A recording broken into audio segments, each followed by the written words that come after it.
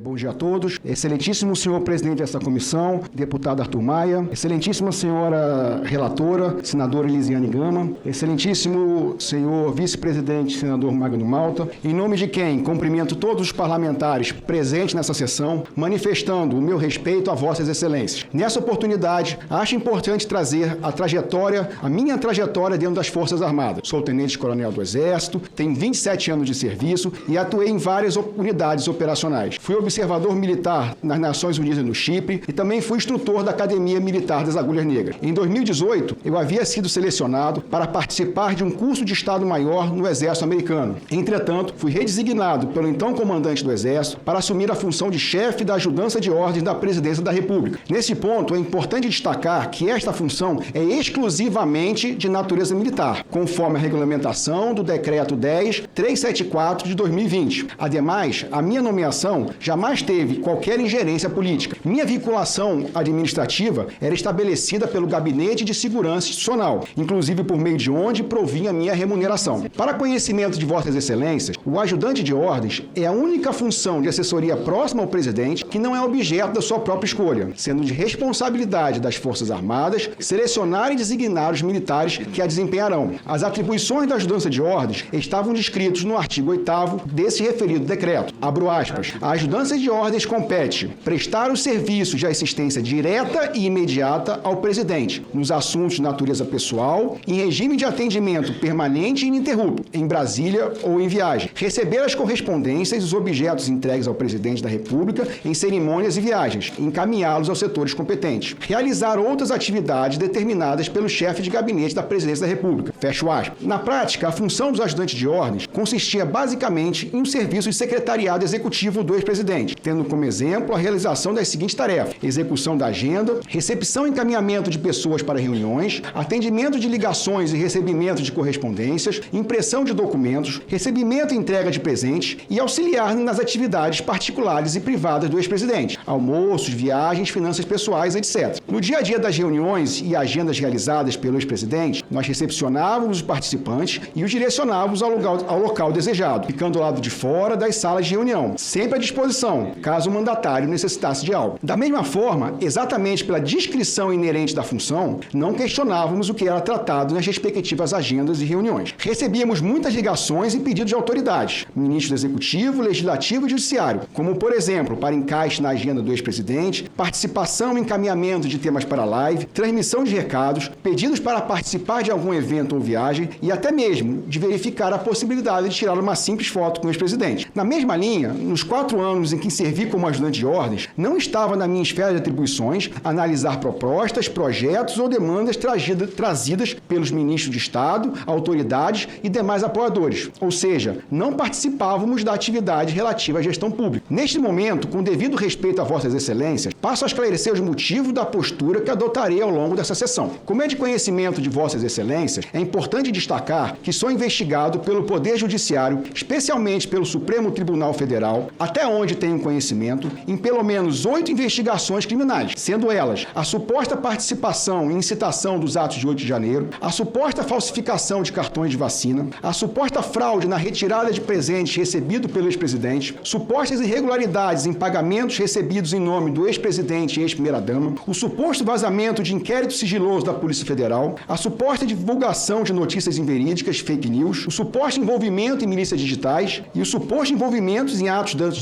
antidemocráticos realizados no ano de 2019. Esclareço essa questão para que vossas excelências compreendam que as investigações que recaem sobre minha pessoa vão além do escopo dos atos que envolvem os tristes episódios de 8 de janeiro. Por esse motivo, inclusive, diversos outros questionamentos que poderiam ser feitos para além desse contexto fático também não podem, por respeito ao Poder Judiciário, serem esclarecidos na condição de testemunha, pois, como demonstrei, sou formalmente investigado. Exatamente por isso, minha defesa técnica impetrou um habeas corpus perante o Supremo Tribunal Federal, requerendo, em razão da minha condição de investigado, que nesta sessão me fosse assegurado o direito de permanecer em silêncio em relação a questionamentos que possam me incriminar, ou seja, justamente aqueles que estão correlacionados às investigações criminais. A ordem foi parcialmente concedida pela excelência excelentíssima ministra Carmen Lúcia, nos seguintes termos, abro aspas, concedo parcialmente a ordem apenas para assegurar ao paciente o direito de não ser obrigado a produzir prova contra si, podendo manter-se em silêncio e não ser obrigado a responder às perguntas que possam incriminá-lo. Quanto ao contexto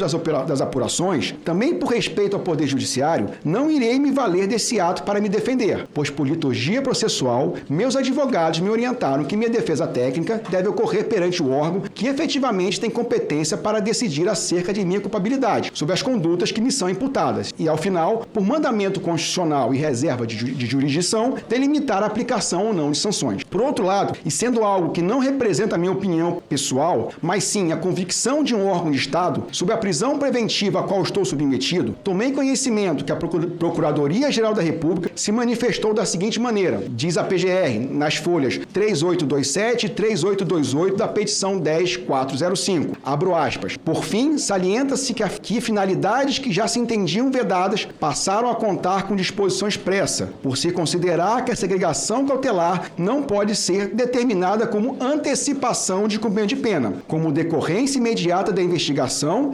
deflagração de ação penal. Artigo 313, parágrafo 2º do Código de Processo Penal, de que resulta proibida a chamada prisão para averiguação. Fecho aspas. Ou seja, a PGR concluiu pela necessidade imediata da revogação da prisão que me é imposta há 70 dias, por medidas cautelares menos gravosas. Contudo, a revogação da minha prisão foi indeferida. Por todo o exposto, e sem qualquer intenção de desrespeitar Vossas Excelências e os trabalhos conduzidos por essa CPMI, considerando a minha inequívoca condição de investigado, por orientação da minha defesa e com base na ordem do habeas corpus 229 e 323, concedida em meu favor pelo Supremo Tribunal Federal, farei uso ao meu direito constitucional ao silêncio. Agradeço a atenção de todos. Muito obrigado.